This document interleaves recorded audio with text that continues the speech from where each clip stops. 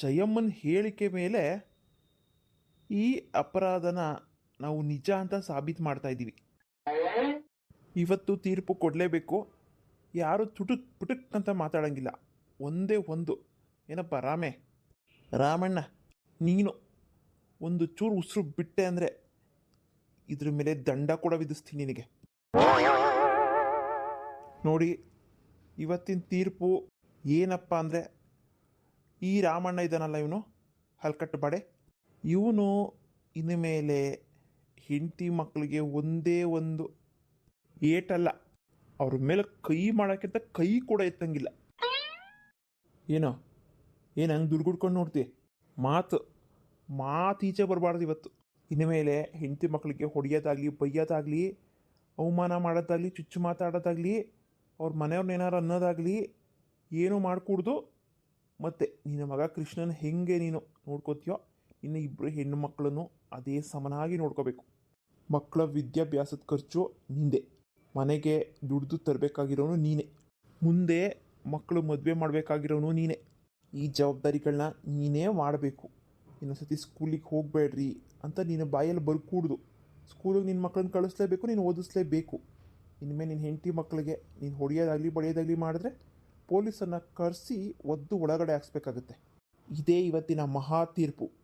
ಎಲ್ಲರೂ ಹೋಗಿ ಮನೆಗೆ. ತೀರ್ಪು ಇವತ್ತಿನ ಮುಗೀತು. ಇದನ್ನೇನಾದರೂ ರಾಮಣ್ಣ ಸರಿಯಾಗಿ ಪಾಲಿಸಿಲ್ಲ ಅಂದರೆ ಜೈಲಿಗೆ ಹೋಗೋದಂತೂ ಖಂಡಿತ. ನಡೀರಿ, ತೀರ್ಪಾಯ್ತಲ್ಲ, ಇದೇ ಇವತ್ತಿಂದು ನಮ್ಮ ಅರಳಿಕಟ್ಟೆ ಪಂಚಾಯಿತಿ ತೀರ್ಪು. ಅಯ್ಯೋ ಅಣ್ಣ, ಹೋಯ್ತಲ್ಲ ಅಣ್ಣ ಇವತ್ತು ಮಾನ ಮರ್ಯಾದೆ ಎಲ್ಲ. ನಿನ್ನ ಹೆಂಡತಿ ಇಂಥ ಕೆಲಸ ಮಾಡ್ತಾಳೆ ಇವತ್ತು ಅಂತ ನಾನು ಅಂದ್ಕೊಂಡಿರಲಿಲ್ಲ ಅಣ್ಣ. ಅವಳನ್ನು ಅತ್ತಿಗೆ ಅಂತ ಕರೆಯೋಕ್ಕೂ ನನಗೆ ನಾಚಿಕೆ ಆಗ್ತಾ ಇದೆ. ಗಂಡನ ಮರ್ಯಾದೆನ ಈ ರೀತಿನ ಪಂಚಾಯತಿ ಕಟ್ಟೆಲ್ಲ ಹರಜಾಕೋದು. ಬಿಡು, ಇಷ್ಟೊಂದೆಲ್ಲ ಮರ್ಯಾದೆ ತೆಗೆದ್ಮೇಲೆ ಊರಲ್ಲಿ ನಿನಗೆ ಮರ್ಯಾದೆ ಕೊಡ್ತಾರೆ ಅನ್ಕೊಂಡಿದ್ಯಾ? ಯಾರಾದ್ರು ನಾಯಿ ಕೂಡ ನಿನಗೆ ಮರ್ಯಾದೆ ಕೊಡಲ್ಲ. ಈ ವಿಷಯ ಏನಾದ್ರು ಅಮ್ಮಂಗೆ ಗೊತ್ತಾದ್ರೆ ಅಮ್ಮ ಎದೆ ಉಳ್ಕೊಂಡು ಸತ್ತೋಗ್ತಾಳೆ. ಶಾರದಾ, ಏನೇನೋ ಮಾತಾಡ್ಬೇಡ. ಇನ್ನೇನಣ್ಣ, ಮತ್ತೆ ಮರ್ಯಾದೆ ಹೋಯ್ತು ಅಂತ ಗೊತ್ತಾದ್ರೆ ಅಮ್ಮಂಗೆ ಎಷ್ಟು ಬೇಜಾರಾಗ್ಬೇಡ. ಅಮ್ಮಂದು ಬಿಡು, ನೀನಿನ್ನು ಇದೇ ಊರಲ್ಲಿ ಇರಬೇಕಾಗಿರೋನು, ಹೊರಗಡೆ ಓಡಾಡೋ ಗಂಡಸು. ಈ ಪಟ್ಟಿ ಹೆಂಡತಿ ಮಾನ ಮರ್ಯಾದೆ ತೆಗೆದ್ರೆ ಊರಲ್ಲಿ ತಲೆ ಎತ್ಕೊಂಡು ಓಡಾಡೋಕ್ಕಾಗುತ್ತಾ? ಅಲ್ಲ, ಹೆಂಡತಿ ಆದವಳು ಗಂಡನ ಮರ್ಯಾದೆನ ಪಂಚಾಯತಿ ಕಟ್ಟೆಲ್ಲ ತೆಗೆಯೋದು. ನಾಳೆ ದಿನ ಗಂಡಂಗೆ ಪೈಸೇನು ಮರ್ಯಾದೆ ಸಿಗಲ್ಲ ಅನ್ನೋದು ಗೊತ್ತಿರಲ್ವಾ? ನೋಡೋಣ, ಇದೆಲ್ಲ ಬೇಕಂತ ಮಾಡಿರೋದು ನಿನ್ನ ಹೆಂಡತಿ. ನೀನು ಯಾವುದಕ್ಕೂ ತಡಿಬಾರ್ದು ಅಂತ ಅಂದರೆ ಪಂಚಾಯತಿಗೆ ಹೋಗಿ ನ್ಯಾಯ ಕೇಳದೆ ಒಳ್ಳೇದು ಇದಕ್ಕೆ ಅಂದ್ಬಿಟ್ಟು ಸರಿಯಾದ ಪ್ಲ್ಯಾನ್ ಮಾಡಿಬಿಟ್ಟೆ ಹೋಗಿ ಕೇಳಿರೋದು.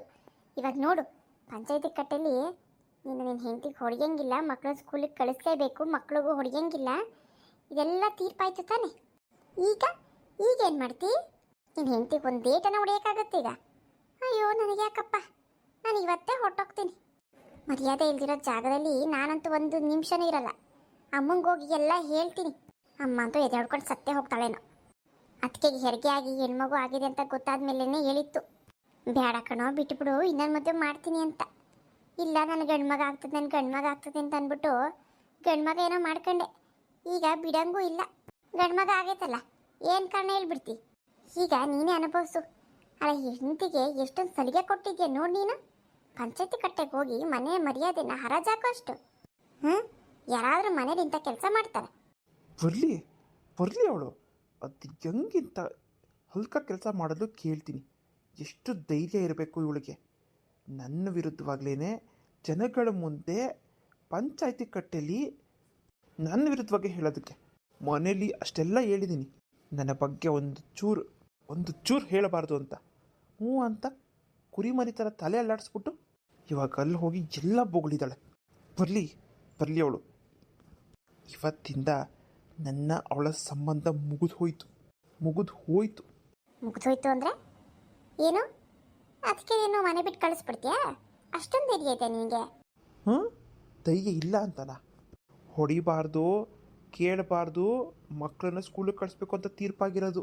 ಮನೆಯಿಂದ ಆಚೆ ಕಳಿಸ್ಬಾರ್ದು ಅಂತಲ್ಲ. ಅಲ್ಲಣ್ಣ, ಅಲ್ಲ, ನೀನು ಹೊಡೆದೇ ಬಡ್ದೆ ಮಕ್ಕಳು ನೋಡಿಯಕ್ಕೆ ಬಂದೆ ಹೆಂಡತಿ ನೋಡಿದೆ ಅಂತ ಇದನ್ನೇ ಹೋಗಿ ಪಂಚಾಯತಿ ಕಟ್ಟೆ ಸೇರಿಸಿ ಹೇಳಿರೋ ನಿನ್ನ ಹೆಂಡತಿ ಮನೆಯಿಂದ ಆಚೆಗೆ ಹಾಕ್ಬಿಟ್ಟ ನನ್ನ ಗಂಡ ಅಂತ ಹೋಗಿ ಹೇಳಲ್ವಾ? ಇವೆಲ್ಲ ನಡೆಯಲ್ಲ ಬಿಡು. ನಿಮ್ಮ ಊರಿನ ಜನ ಭಾರಿ ಅಸಾಧ್ಯದವ್ರು ಇವರು. ಇಲಿ ಹೋಯ್ತು ಅಂದರೆ ಹುಲಿ ಹೋಯ್ತು ಅನ್ನಂಗೆ ಆಡ್ತಾರೆ. ಏನು ಗಂಡ ಹೆಂಡತಿ ಮಧ್ಯದಲ್ಲಿ ಜಗಳ ಆಗೋದಿಲ್ಲ ಅವ್ರ ಮನೆಗಳಲ್ಲಿ. ಪೊಲೀಸ್ ಅಂತ ಎದುರಿಸ್ತಾರಲ್ಲ, ನೀನೇನಾದ್ರು ಮನೆಯಿಂದ ಆಚೆ ಕಳಿಸ್ಬಿಟ್ರೆ ಅದಕ್ಕೆನ ಅವಳು ಪೊಲೀಸ್ ಅಂತ ಎದುರಿಸ್ತಾರೆ. ಹೌದಲ್ಲ, ಈ ನನ್ನ ಮಕ್ಕಳು ಇದನ್ನು ಬೇರೆ ಇಟ್ಕೊಂಡವ್ರಲ್ಲ. ಅಣ್ಣ ಈಗ ನಾನು ಹೇಳ್ದಂಗೆ ಕೇಳು. ನಿನ್ನ ಹೆಂಡ್ತಿನ ನೀನು ಮನೆಯಿಂದ ಆಚೆಗೆ ಹಾಕೋದು ಸರಿಯಲ್ಲ. ನಿನ್ನ ಹೆಂಡತಿಗೆ ಇವಾಗ ಜನದ ಬೆಂಬಲ ಇದೆ. ಅದ್ಯಾರೋ ಇದ್ದಾಳಲ್ಲ ಒಬ್ಳು, ಯಾರವಳು ಕಟ್ಟೆತವ ನಿಂತಿದ್ದಾಳ, ಅದ್ಯಾರದು? ಹಾಂ, ಗಿರಜ್ಜಿ ಸಪೋರ್ಟ್ ಇದೆ ನಿನ್ನ ಹೆಂಡತಿಗೆ. ಇದಕ್ಕೆಲ್ಲ ಕಾರಣ ಅವಳೇ ಅನ್ಸುತ್ತೆ. ಹೌದು ಶಾರದಾ, ಇದಕ್ಕೆಲ್ಲ ಆ ಮನೆ ಹಾಳಿನೇ ಕಾರಣ. ಆ ಮನೆ ಹಾಳಿಗೆ ಒಂದು ಗತಿ ಕಾಣಿಸ್ಬೇಕು ಅಂತ ಅವಳು ಗಂಡಿಗೆ ಹೋಗಿ ಚಾಡಿ ಹೇಳಿದ್ದೆ. ಅಂದರೂ ಅವಳಿಗೆ ಏನೂ ಆಗಲಿಲ್ವಲ್ಲ. ಅವನು ಎಂಥ ಗಂಡ, ಅವನು ಶಂಡ ಅವನು. ಹೆಂಡತಿನ ಹದಬಸ್ತಲ್ಲಿ ಇಟ್ಕೊಳಕ್ಕಾಗಲಿಲ್ಲ ಅವನ ಯೋಗ್ಯತೆಗೆ. ಎಲ್ಲ ಹೇಳ್ಕೊಡ್ಬೇಕ ನನ್ನ ಮಗನಿಗೆ. ಶಾರದಾ, ನಿನಗೆ ಇವತ್ತು 5,000 ರೂಪಾಯಿ ಕೊಟ್ಬಿಡ್ತೀನಿ. ತಗೊಂಡೋಗಿ ಅಮ್ಮನ ಕೈಲಿ ಕೊಡು, ಆಸ್ಪತ್ರೆಗೆ ತೋರಿಸು. ಇವತ್ತಿಂದ ಮನೆ ವಾತಾವರಣನೇ ಬದಲಾಗೋಗುತ್ತೆ. ನೀನು ನೋಡೋದು ಬೇಡ ಅವೆಲ್ಲ. ಅವಳು ಒಳಗೊಳಗೆ ಚಿತ್ರ ಹಿಂಸೆ ಅನುಭವಿಸ್ಬೇಕು ಅವಳು. ಅಂಥ ನಾಟಕ ಮಾಡ್ತೀನಿ ಅವಳ ಹತ್ರ. ಸರಿ ಅಣ್ಣ, ಆದರೆ ಹುಷಾರು. ನಾಟಕ ಮಾಡೋಕ್ಕೋಗಿ ಸಿಕ್ಕಿಗೆ ಹಾಕೊಳ್ಳಿಯ. ಸರಿಯಾಗಿ ಚಿತ್ರ ಹಿಂಸೆ ಕೊಡ್ಬೇಕು ನೀನು. ಬಿಟ್ಟರೆ ಬಿಡ್ತೀನಿ ಅವಳನ್ನು. ತಗೋ, ಇದರಲ್ಲಿ 5,000 ರೂಪಾಯಿ ಇದೆ. ತಗೊಂಡೋಗಿ ಅಮ್ಮಂಗೆ ಕೊಡು. ಸರಿ ಅಣ್ಣ, ನಾನು ಈಗಲೇ ಹೊರಡ್ತೀನಿ ಮತ್ತೆ. ಈಗಲೇ ಹೊರಡು. ಮುಂದಿನ ವಾರನೋ ಅದ್ರ ಮುಂದಿನ ವಾರನೋ ನಾನೇ ಬರ್ತೀನಿ ನೋಡೋದಕ್ಕೆ ಅಮ್ಮನ. ಆಯಿತು. ಆದರೆ ನಿನ್ನ ಹೆಂಡತಿ ಹತ್ರ ಮಾತ್ರ ಭಾರಿ ಹುಷಾರಣ್ಣ. ಬುದ್ಧಿ ಕಲ್ಸೋದನ್ನು ಮರಿಬೇಡ. ಫೋನ್ ಮಾಡ ಮೇಲೆ ಏನಾಯಿತು ಅಂತ ಕಾಯಿನ ಬುತ್ತಲ್ಲಿ. ಆಯಿತು, ಮಾಡ್ತೀನಿ. ಇಷ್ಟೊತ್ತಾಯಿತು ಇನ್ನೂ ಬರಲಿಲ್ವಲ್ಲ ಇವಳು. ಎಲ್ಲಿಗೆ ಹೋಗಿರ್ಬೇಕು ಇವಳು? ಬರಲಿ ರೀ. ಬಾರೇ ಬಾ. ನನ್ನ ಮನೆ ಬಾಕ್ಲನ್ನ ವಿಶಾಲವಾಗಿ ತೆಕ್ಕೊಂಡಿದ್ದೀನಿ. ಬಾ, ಸೇರ್ಕೊ, ಬಾ ಒಳಗಡೆ. ಅದು ನೀವು ಹೊಡಿತೀರಾ ಅಂತ ಭಯ ಆಗ್ತಾ ಇದೆ. ಓಹ್, ಭಯ ಆಗ್ತಿದ್ಯಾ? ಯಾಕೆ ಭಯ ಆಗುತ್ತೆ ನಿಮಗೆ? ಅಲ್ಲ, ಪಂಚಾಯತಿ ಕಟ್ಟೆ ಹತ್ರ ನಿಂತ್ಕೊಂಡು ಧೈರ್ಯವಾಗಿ ಮಾತಾಡೋಕ್ಕೆ ಭಯ ಆಗಲಿಲ್ಲ ನಿನಗೆ? ಕಟ್ಕೊಂಡಿರೋ ಗಂಡನ ಮೇಲೇ ಚಾಡಿ ಹೇಳ್ತಲ್ಲ ಅಷ್ಟೊಂದು ಜನಗಳ ಮುಂದೆ, ಅವಾಗ ನಿನಗೆ ಭಯ ಆಗಲಿಲ್ವಾ? ಆದರೆ ಈಗ ಮನೆಗೆ ಬರೋಕ್ಕೆ ಭಯ ಏನೇ? ನೋಡು, ನನ್ನ ಮಾನ ಮರ್ಯಾದೆ ಎಲ್ಲ ತೆಗೆದು ಬಿಟ್ಟಿದ್ಯಾ ಇವತ್ತು.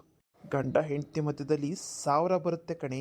ಆದರೆ ನೀನು ನನ್ನ ಮಾನ ಮರ್ಯಾದೆನ ಕಳೆದು ಅದು ಹೆಂಗೆ ಸುಖವಾಗಿರ್ತೀಯ ಈ ಮನೇಲಿ ನೋಡ್ತೀನಿ.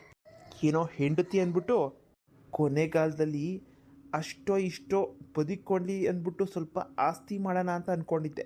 ಆದರೆ ಇನ್ನು ಮೇಲೆ ನಾನು ಬೇರೆ ಥರ ನಿರ್ಧಾರನೇ ತಗೋತೀನಿ. ನಾನು ಸತ್ರೂ ನನ್ನ ಆಸ್ತಿರು ಒಂದೇ ₹1 ನಿನಗೆ ಸಿಗಲ್ಲ ಕಣೆ, ಸಿಗಲ್ಲ. ಎಲ್ಲ ನಮ್ಮಮ್ಮನ ಹೆಸ್ರಿಗೆ ಬರಿತೀನಿ. ಈ ಮನೆ, ದುಡ್ಡು, ಜಮೀನು, ಆಸ್ತಿ ಎಲ್ಲ ನಮ್ಮಮ್ಮ, ನನ್ನ ತಂಗಿ ಇವರಿಬ್ಬರ ಹೆಸ್ರಿಗೆ ಬರಿತೀನಿ ಕಣೆ. ನೀನು ನಿನ್ನ ಮಕ್ಕಳು ಎಲ್ಲಾದರೂ ಹಾಳಬಾವಿ ಬಿದ್ದು ಸಾಯಿ. ಅಯ್ಯೋ, ಯಾಕೆ ಹಿಂಗೆ ಮಾತಾಡ್ತಿದ್ದೀರಾ? ನೀವು ಬದಲಾಗಲಿ ಅಂತ ನಾನು ಹಿಂಗೆ ಮಾಡಿದೆ ಅಷ್ಟೆ. ಏನೇ ಬದಲಾಗೋದು? ಏನು ಬದಲಾಗೋದು? ಹಿಂಗೆಲ್ಲ ಮಾಡಿದ್ರೆ ಬದಲಾಗ್ಬಿಡ್ತೀನಂತೆ. ಒಳಗಡೆ ಕುದೀತಾ ಇದೆ, ನನಗೆ ಕುದೀತಾ ಇದೆ. ಏನೀಗ ನಿನಗೂ ನಿನ್ನ ಮಕ್ಕಳಿಗೂ ಒಂದೇಟು ಹೊಡಿಬಾರ್ದು. ಹೊಡಿಬಾರ್ದು. ಯಾವನೋ ಹೇಳ್ಬಿಟ್ಟ, ನಾನು ಕೇಳಿಬಿಡ್ಬೇಕು.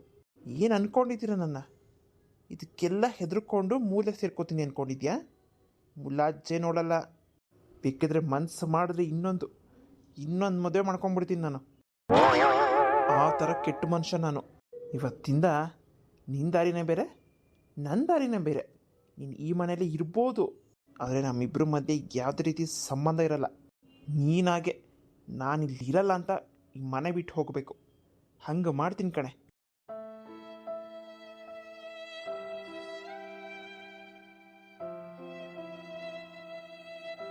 ರೀ, ನನ್ನ ತಪ್ಪಾಯಿತು ರೀ, ನನ್ನ ಕ್ಷಮಿಸಿ.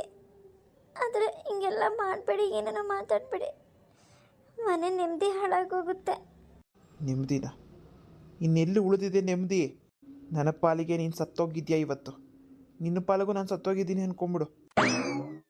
ಥೂ, ಈ ದರಿದ್ರ ಮುಖಗಳು ನೋಡೋಕ್ಕೆ ನನಗೆ ಅಸಹ್ಯ ಆಗುತ್ತೆ. ದಾರಿ ಬಿಡ್ರೋ ದರಿದ್ರಗಳ.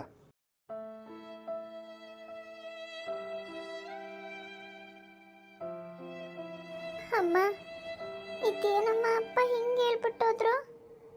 ಅಂದರೆ ಅಪ್ಪ ನಿನ್ನ ಹತ್ರ ಇನ್ಮೇಲೆ ಮಾತಾಡೋದಿಲ್ವಾ? ಹೌದೇನಮ್ಮ? ಅಪ್ಪ ಹಂಗಾರೆ ನಿನ್ನ ಹತ್ರ ಮಾತಾಡಲ್ಲ ಅನ್ಸುತ್ತೆ. ಅದಕ್ಕೆ ಹಿಂಗೆಲ್ಲ ಹೇಳೋಗ್ತಿರೋದು. ಅಮ್ಮ, ಅಪ್ಪ ಈ ಮನೆಗೆ ಬಂದಿಲ್ಲ ಅಂದರೆ ನಾವು ಮಾತ್ರ ಇರಬೇಕಾ ಇಲ್ಲಿ? ಇಲ್ಲರಪ್ಪ, ಇಲ್ಲ. ಅಪ್ಪ ಕೋಪದಲ್ಲಿ ಹೇಳಿರ್ಬೇಕಷ್ಟೆ. ಎಲ್ಲಿ ಹೋಗ್ತಾ ನಿಮ್ಮಪ್ಪ? ಬರಲೇಬೇಕಲ್ವಾ? ನೀವು ಇದಕ್ಕೆಲ್ಲ ತಲೆ ಕೆಡಿಸ್ಕೊಬೇಡಿ, ನಾನು ನೋಡ್ಕೊಳ್ತೀನಿ. ಬನ್ನಿ, ಒಳಗಡೆ ಬನ್ನಿ. ಹಾಲು ಕಾಯಿಸ್ಕೊಡ್ತೀನಿ, ಕುಡಿಯೋರಂತ. ನಡೀರಿ, ಒಳಗಡೆ ನಡೀರಿ. ಅಯ್ಯೋ ದೇವ್ರೆ, ಇವ್ರು ಏನೇನೋ ಮಾತಾಡ್ಬಿಟ್ಟು ಹೋದ್ರಲ್ಲ. ನಾನೇನಾದ್ರು ಪಂಚಾಯತಿ ಕಟ್ಟಲಿ ಎಲ್ಲ ಹೇಳಿ ತಪ್ಪು ಮಾಡಿಬಿಟ್ನಾ? ಒಂದು ಕಡೆ ನೋಡಿದ್ರೆ ತಪ್ಪು ಮಾಡೋದ್ನೇನೋ ಅಂತ ಅನ್ನಿಸ್ತಾ ಇದೆ. ಏನು ಮಾಡಲಿ ಅಂತ ಗೊತ್ತಾಗ್ತಿಲ್ಲ ನನಗೆ. ಭಗವಂತ, ನೀನೇ ಕಾಪಾಡಪ್ಪ. ಇದನ್ನು ಹೆಂಗೆ ಸರಿ ಮಾಡಲಿ? ಹಾಂ, ನಮ್ಮ ಅಣ್ಣಂಗೆ ಇವಾಗಲೇ ಒಂದು ಕಾಗದ ಬರೀತೀನಿ. ಕಾಗದ ಬರೆದ್ರೆ ಯಾವಾಗಲೂ ತಲುಪುತ್ತೆ. ಫೋನ್ ಮಾಡಿಬಿಡೋಣ.